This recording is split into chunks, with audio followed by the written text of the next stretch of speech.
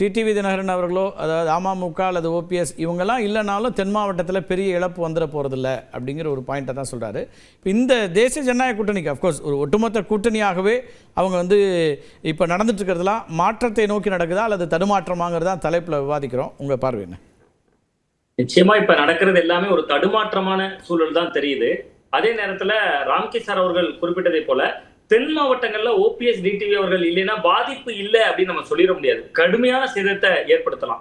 இப்ப ஓபிஎஸ்ஓ டிடிவி தினகரன் அவர்களோ அவங்க நிறுத்தக்கூடிய வேட்பாளர்கள் ஜெயிக்க மாட்டாங்க. ஆனா ஒரு பெரிய லெவல்ல ஸ்பாய்லரா இருப்பாங்க. அது அதிமுக பாஜக கூட்டணியோட வெற்றியை நிச்சயமா காவு வாங்கிரும். அந்த ஆற்றல் நிச்சயமா அந்த கட்சிக்கு இருக்கு. அதனால நீங்க தென் மாவட்டங்களை பொறுத்தவரை முக்குளத்தோர் ஓட்டு ஒரு வெற்றி தோல்வியை நிர்ணயிக்கிறத முக்கியமான ஒரு பங்கு வகிக்கிறாங்க. அதுக்கு திரு நயினார் நாகேந்திரன் உள்ளிட்ட தலைவர்கள்லாம் இருக்காங்களே, அவங்களால அதை அந்த வாக்குகளை ஈர்க்க முடியாதுன்னு நினைக்கிறீங்களா?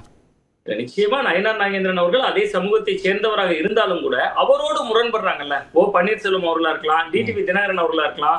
ஓ பன்னீர்செல்வம் இன்னும் ஒரு படி மேல போய் என்ன பண்றாருன்னா அவருக்கு எழுதின அந்த மெசேஜே காட்டுறாரு பொது வெளியில. டிடிவி தினகரன் அவர்கள் தொடர்ச்சியா நயினார் நாகேந்திரன் அணுகுமுறை சரியில்லை அப்படிங்கக்கூடிய பார்வையை முன்வைக்கிறாரு. இது அந்த சமூக மக்கள் மத்தியிலேயே டிடிவி தினகரனுக்கு இருக்கக்கூடிய இமேஜை சேலஞ்ச் பண்றதான நிச்சயமா.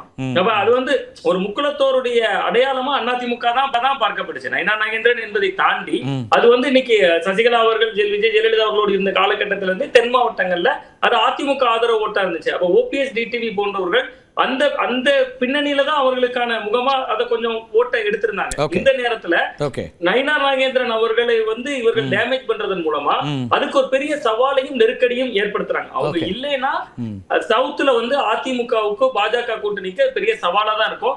அது ஏற்கனவே டிடிவி தினகரன் அவர்கள் நிரூபிக்கப்பட்ட ஒரு விஷயம் தான். கடந்து முடிந்த சட்டமன்ற தேர்தலில் 21 தொகுதிகள்ல அதிமுக பாஜக கூட்டணியை பலவீனப்படுத்தினாரு, தோல்விக்கு காரணமா இருந்தாரு. அதுல 10 தொகுதிகள் தென் மாவட்டங்கள், 11 தொகுதிகள் டெல்டா பெல்ட்ல.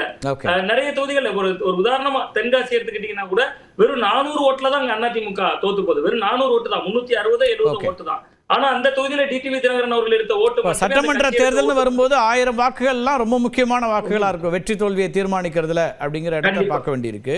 அதுல மாற்றமே இல்லை.